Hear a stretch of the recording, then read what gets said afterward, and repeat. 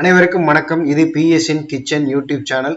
பாரம்பரியமான தமிழ்நாட்டு சைவ உணவு வகைகளை நம்முடைய சேனலில் நம்ம பதிவு பண்ணிட்டு இருக்கோம். இது வரைக்கும் நீங்கள் சப்ஸ்கிரைப் பண்ணலன்னா இப்போவே நம்ம சேனலை சப்ஸ்கிரைப் பண்ணி வச்சுக்கோங்க. இப்போ இன்னைக்கு நம்ம புடலங்காயோட பச்சை பட்டாணியை சேர்த்து டேஸ்டியாக ஒரு கூட்டு பண்ண போகிறோம்.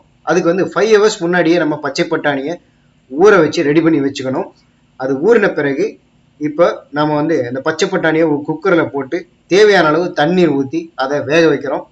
ஒரு 5 விசில் அளவுக்கு இந்த பச்சை பட்டாணியை நம்ம வேக வச்சு தனியாக எடுத்து வச்சிருக்கோம். இந்த மீன் டைம் புடலங்காயும் தக்காளியும் சின்ன சின்னதாக நறுக்கி ரெடி பண்ணி வச்சிருக்கோம். ஒரு இதில் அரை மூடி தேங்காய், பூண்டு, கொஞ்சம் இஞ்சி, சீரகம், இது எல்லாத்தையும் நாம் பச்சை மிளகாய் ஒரு 4 பச்சை மிளகாய் அளவுக்கு அதில் போட்டு நல்ல மிக்சியில் அடித்து என்ன பண்ணியிருக்கோம், அரைச்சி ரெடி பண்ணி தனியாக எடுத்து வச்சுருக்கோம். இப்போது இந்த பச்சை பட்டாணி வெந்துருச்சு. ஒரு 4-5 விசில் அளவுக்கு நம்ம அதை விட்டு ரெடி பண்ணியிருக்கோம்.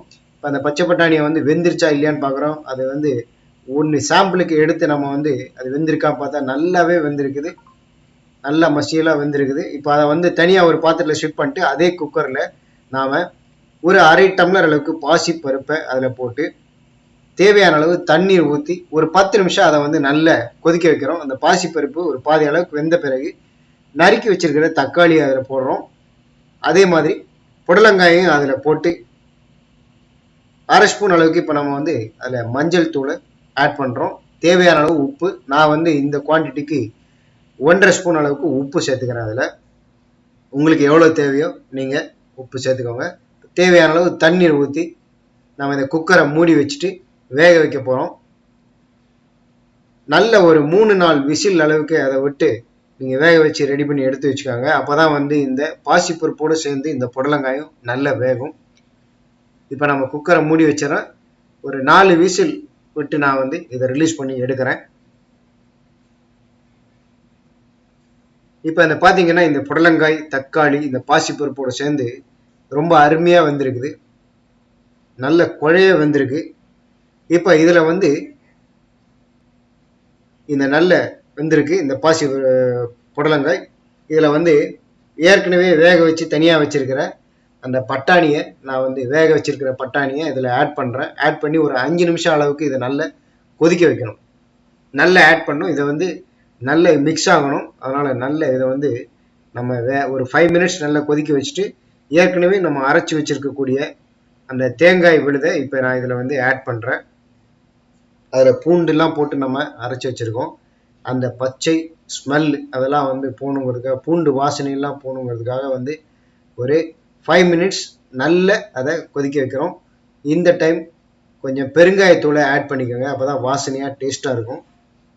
இப்போ இதை நல்லா அடிவிட்ட நம்ம நல்லா கிளறி விட்டுட்டு ஒரு 5 நிமிஷம் நல்லா அடுப்பை பெருசாக வச்சுட்டு நம்ம இதை கொதிக்க வைக்கணும்.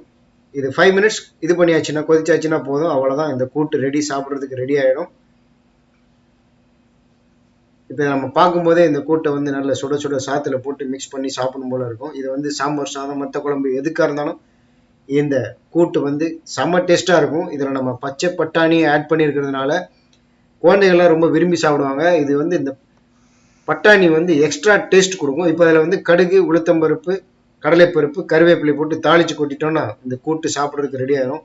இந்த பச்சை பட்டாணியை ஆட் பண்ணுறதுனால இந்த கூட்டு பார்த்தீங்கன்னா டேஸ்ட் மட்டும் நல்லா அருமையாக இருக்கிறது மட்டும் இல்லாமல் இது ஸ்ட்ரென்த்து ஜாஸ்தியாக இருக்கும். குழந்தைகள்லாம் பார்த்தீங்கன்னா ஸ்கூல் படிக்கிறவங்கலாம் இதை இது மாதிரி செய்து கொடுத்தீங்க அப்படின்னா விரும்பி சாப்பிடுவாங்க. அதே நேரத்தில் அவங்களுக்கு கூடுதல் ஸ்ட்ரென்த்தும் கிடைக்கும் அப்படிங்கிற ஒரு நன்மை இருக்குது. இதே மாதிரி நீங்களும் செய்து பார்த்துட்டு நம்ம வீடியோ கீழே உங்கள் கமெண்ட்டுகளை பதிவு பண்ணுங்கள். வீடியோ பிடிச்சிருந்தனா லைக் பண்ணுங்கள், எல்லாருக்கும் ஷேர் பண்ணுங்கள், மறக்காமல் நம்ம சேனலுக்கு சப்ஸ்கிரைப் பண்ணுங்கள். இது பிஎஸ்என் கிச்சன் யூடியூப் சேனல். நன்றி.